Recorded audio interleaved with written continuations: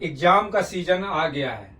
विभिन्न प्रतियोगिता परीक्षा आयोजित कुछ महीनों में होगी, जिसमें से मुख्य रूप से BPSC, UPPCS, UP lower, UPSC principal की एग्ज़ाम होनी है। इसके अलावा सीडीएस का एग्ज़ाम। इसे ध्यान में रखते हुए हम करंट अफेयर्स के सीरीज का भाग 2 में अन्य महत्वपूर्ण बिंदुओं पर चर्चा करेंगे जो सीधे एग्जाम में पूछे जाने की संभावना रहेगी। अब बीपीएससी वाले छात्र कमर कस ले, क्योंकि एग्जाम जो है सहज पूर्वक होने नहीं जा रहा है। आप लोग तैयारी प्रारंभिक परीक्षा को कमर कस के एकदम रेडी रहे। हो सकता है साइंस का पोर्शन टफ आ जाए या फिर करंट अफेयर्स टफ आ जाए। हर परिप्रेक्ष्य में अपने आप को तैयार रखें। चलिए चर्चा आरंभ करते हैं। हाल ही में बिहार में के उत्पादों को प्राप्त जीआई टैग, नालंदा की 52 बूटी साड़ी और फैब्रिक को जीआई टैग मिला है। फिर गया का पत्थर कट्टी स्टोन क्राफ्ट को, तीसरा भोजपुर की का पीड़िया पेंटिंग को क्या मिला है? जीआई टैग मिला है। ये याद रखिएगा, बिहार स्पेशल के संदर्भ में भी ये इम्पोर्टेंट है। अब देखिए राष्ट्रमंडल खेल, जिसका भी हाल ही में स्कॉटलैंड ग्लासगो में आयोजित किया गया था, ये 23वां था। इसमें भारत का जो स्थान रहा है वो चौथा रहा है। कुल 39 पदकों के साथ 13 गोल्ड, 17 सिल्वर, 9 ब्रोंज भारत ने प्राप्त किया है। नंबर 1 का स्थान जो रहा ऑस्ट्रेलिया का रहा, जिसने 70 गोल्ड, 45 सिल्वर और 56 ब्रोंज के साथ 171 पदक कुल जीते हैं। इसके बाद नंबर 2 का स्थान था इंग्लैंड का और नंबर 3 पे कनाडा का स्थान रहा है। इसका थीम था पर्यावरण संरक्षण, विशेषकर महासागरों को प्लास्टिक प्रदूषण से बचाने पर बल देना था। और इस बार जो स्कॉटलैंड में जो आयोजित कॉमनवेल्थ गेम हुआ है, उसका प्रतीक चिन्ह ऐसे कॉर्क के टाइप का कटा भाग था।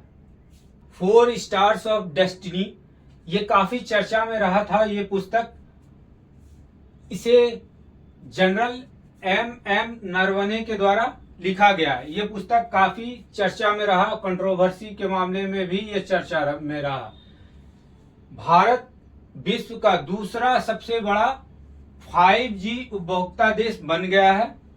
सेवा तीर्थ भवन, इसे लार्सन एंड ट्रूबो कंपनी के द्वारा बनाया गया। ये सेंट्रल विस्टा प्रोजेक्ट का एक हिस्सा है। DDED काफी इंपॉर्टेंट है। केरलम पुलिस के द्वारा यह प्रोजेक्ट चलाया गया है। उद्देश्य क्या था? बच्चों को मोबाइल और इंटरनेट के लत से मुक्त करना। वंदे मातरम के 6 छंद, वंदे मातरम सुजलाम सुफलाम मलय जशीतलाम, जो हम लोग 6 छंद गाते हैं, उसे गाने में कुल 3 मिनट 10 सेकंड का समय लगता है। और बंकिम चंद्र चट्टोपाध्याय द्वारा वर्ष 1875 में वंदे मातरम की रचना की गई थी। उपभोक्ता मूल्य सूचकांक CPI इंडेक्स का नया आधार वर्ष जो बनाया गया है वो 2024 बनाया गया है। और इसमें वस्तु एवं सेवा दोनों को शामिल किया गया है। कुल मिला के 358 प्रोडक्ट हैं, वस्तु और सेवा मिला के। पहले कितने प्रोडक्ट थे? 299। ये इंपॉर्टेंट है काफी। तिब्बत के गुरु दलाई लामा को meditation the relaxation of his holiness the Dalai Lama के लिए ग्रैमी अवार्ड से सम्मानित किया गया है। भारत छठी बार अंडर 19 विश्व कप क्रिकेट प्रतियोगिता का विजेता रहा और इसके उप विजेता कौन रहे? इंग्लैंड। इसमें अपना वैभव सूर्यवंशी का काफी कमाल रहा था। लगभग 175 रन की पारी इन्होंने खेली थी फाइनल में। ऑस्ट्रेलियन ओपन 2026 का विजेता पुरुष एकल विजेता जो रहे हैं कार्लोस अल्कराज, स्पेन के हैं। वहीं महिला एकल विजेता, ये काफी इंपॉर्टेंट है महिला वाला, ये पूछा जा सकता है, एलेना रायबाकिना, ये कजाकिस्तान की है, कजाकिस्तान की। ये काफी इंपॉर्टेंट है, ये पूछा जा सकता है, एलेना रायबाकिना। ये हो सकता है बीपीएससी में ये प्रश्न उठा दिया जाए। पद्म पुरस्कार इस बार 131 हस्तियों को मिला है 2026 में, जिसमें से 5 को पद्म विभूषण मिला है, जिनमें धर्मेंद्र सिंह देओल, उन्हें मरणोपरांत कला के क्षेत्र में दिया गया है, नंबर 1। नंबर 2 BS अच्युतानंदन, इनको सार्वजनिक मामलों के जानकार रहे हैं, इन्हें भी मरणोपरांत दिया गया। नंबर 3 केटी थॉमस, ये भी सार्वजनिक मामलों के जानकार है, इस फील्ड से दिया गया। N राजम, ये कला क्षेत्र से संबंधित है इनका। और P नारायण, साहित्य और शिक्षा के क्षेत्र में अपने योगदान दिए हैं, इसके कारण इन्हें पद्म विभूषण दिया गया है। कुल 5 व्यक्ति हैं जिन्हें पद्म विभूषण दिया गया है। इंदिरा गांधी शांति पुरस्कार 2025 जो है ग्राका माचेल को दिया गया है, जो मोजाम्बिक की मानवाधिकार कार्यकर्ता है। भारत की पहली हाइड्रोजन ट्रेन का उद्घाटन 17 जुलाई 2026 को किया गया। ये काफी इंपॉर्टेंट है। हरियाणा के जिंद से लेकर सोनीपत तक चलाया गया और भारत जो है विश्व का 5वां ऐसा देश बन गया है जो हाइड्रोजन के द्वारा या हाइड्रोजन ईंधन के द्वारा रेल को चला रहा। ग्रंथ कुटीर, ये भी काफी इंपॉर्टेंट है। 23 जनवरी 2026 को राष्ट्रपति भवन में हमारे राष्ट्रपति जी द्रौपदी मुर्मू के द्वारा इसका उद्घाटन किया गया है। यह एक पुस्तकालय है जिसका उद्देश्य है भारत की शास्त्रीय भाषाओं की सांस्कृतिक विरासत को संरक्षित करना। और भारत में कुल कितने शास्त्रीय भाषा है जिन्हें मान्यता दिया गया है? 11 शास्त्रीय भाषा है। ये काफी इंपॉर्टेंट है।